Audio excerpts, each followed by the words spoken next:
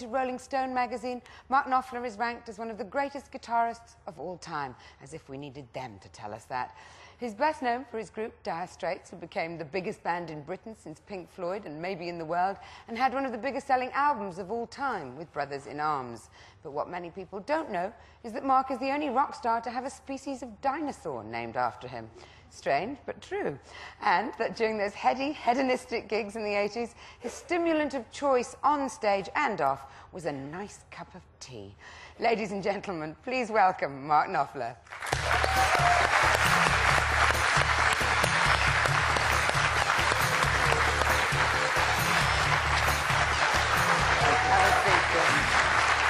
Bustle up a bit, come a little bit closer. Lovely. I was told this was my mark, darling. Mark, I've mentioned your tea, and you do make a very sort of unlikely rock star, if we go with a sort of literal definition of that. Yet, in the 80s, you did find yourself at the helm of this sort of supersonic group, this enormous edifice that was seen to epitomise everything about the kind of Gordon Gekko era in much the same way as Martin's book Money. It must have been extremely strange for someone like yourself, who's not an attention seeker, and I wondered at what point you realised that in order to reclaim your life, you had to walk away from it. The scaling down, I think, was required, yeah. It was, everything was too big. I remember actually walking into catering at the back of one of these big gigs, and it got to a pretty big scale, and there were some truck drivers in there who I didn't recognize because they were leapfrogging stages to different places. And when I saw these truck drivers that I didn't recognize, it was certainly a turning point. I thought that it had got too big. But I had lots of other times when I'd thought exactly the same thing. Was there anything at all about being this kind of giant? I've noticed there's a few gentlemen in the audience today, I don't know if you've seen them yourself, that are wearing red T-shirts with a kind of iconic image of you, and they may even be glow-in-the-dark headbands. I'm a bit worried about them. Yes, they have my sympathy. But I mean, you ditched that outfit quite a long time ago. Oh, yeah. Is there any reason why any self-respecting young man should still be wearing it? None that I can think of. But I do, the reason why I adopted that, in fact, was that I used to sweat with the old-fashioned lights. The old lights very heavy and very, very hot.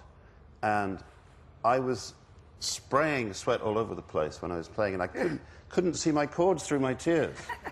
Darling.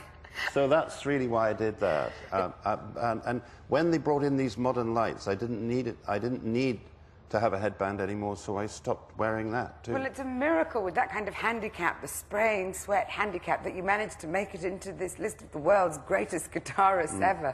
Number 27, I think. Well, I think I would be a guitar teacher's worst nightmare if I do everything wrong on the guitar.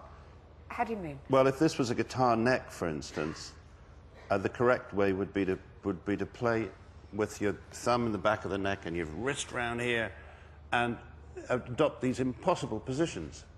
And I hold it like a plumber holds a hammer, you know. Well, you certainly make it sing, nevertheless. Your skills as a songwriter seem only to increase. I know that no lesser figure than Bob Dylan was particularly taken with your lyrics. I think was it on Private Investigations when he liked the way you rhymed diary with inquiry. Oh, yes, he did, yes. I remember Bob saying that, yes, bless him. No, it was a thrill for me, obviously, to be sought out by Bob, and he came along to a thing we were doing. We did our first club tour of the States. This is what you do. You do pubs and clubs, and then your venues get a little bit bigger. Cities. But yes, and that just led to working on some records and odds and ends. But I wanted to talk to you about your relationship with your lyrics, because you're sort of brimful of literary connections. Your wife Kitty's just written her second novel, Criers Hill. It's great, too. It's great, absolutely. It is great. Well, you'd have to say that as well. I know you think it, and I agree. Well, I wouldn't just say that, because I am quite serious about books, yeah. Well, that's where I was going to take this, because you also studied English, and I wondered how much literature had had an effect on you as a songwriter. I mean, there are songs, actually, of yours that have been inspired by books you've read. Well, that's right. I mean, I could be inspired by a bus timetable. That doesn't say much for Thomas Pynchon, then, No, does it? but it can come from anywhere. It can come from something somebody says. It can come from a situation in which you find yourself. And it can come from a picture or a scrap of newspaper. But it can come from books and has come from books. And two or three that come immediately to mind. And yes, I mean, there was... What would they be? Well, there was one recent one, for instance, where I was writing a song about a tattoo artist. I've always been fascinated by that. Since a child, I was a victim of the fairground and always been interested in the carnival and that side of things. And I was reading this book by Sarah Hall called The Electric Michelangelo. That's one of the last ones that I think she's got a new one coming out quite soon. And I was writing a song about a tattoo artist, and my song is called True Love Will Never Fade. And I like that. I like that. But the book, what I mean is that what happens, a book that you're reading, can just conjoin with what you're doing and help in a major way. The Thomas Pynchon one was Mason and Dixon. I was one of my travelling companions for a while. It was a good old long book, and I was flying into Philadelphia over the modern conurbation, looking at these enormous ships, and again that tied up with this Geordie chap and the fellow from Gloucestershire, and they're just two English guys hacking this enormous swathe through America. The Mason-Dixon line, which you sing about in and sometimes that'll happen, that a book that you're reading crashes into where you are. But and I've usually got a book on the go when I'm travelling and so on and so forth. You're going to play a song for us today. We're doubly treated, not just by your presence, but the fact you're going to sing for us. Can you tell me about this song? Because I believe it's a new song that we may not have heard before. Well, no, I don't suppose you will. I mean, I haven't heard it many times. It's taken me... I am very slow about doing just about everything. And about 40 years ago or so,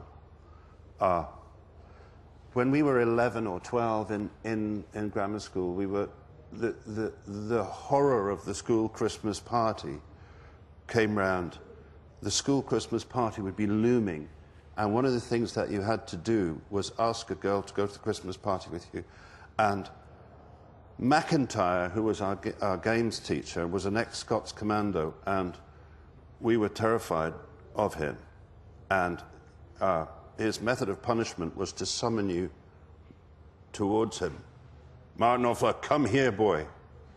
And you'd go to him and he'd say, take off your slipper. And you'd take your slipper off. Touch your toes. So there was this 1, 2, 3, bang. And now you've written a song for him. Yeah, well, I think it's compromised. Is there no justice in this world, Martin Knopfler? It severely compromised my ballroom dancing ability, because instead of teaching us the games, he'd teach us waltzing in the gym. We just had our little shorts, and so these little boys all standing in the gym, he'd yell, find a space, and the voice would boom in the gym, and we'd find a space, and he'd go, it's there, and it's there, and it's not like that, boy, and you'd get all this stuff. And we made a complete mess of, I remember, and I can't waltz now without... Well, you're not going to waltz, you're going to sing, so that's right. very lucky for all of us. Oh, Thank you very, very much. I don't know about that.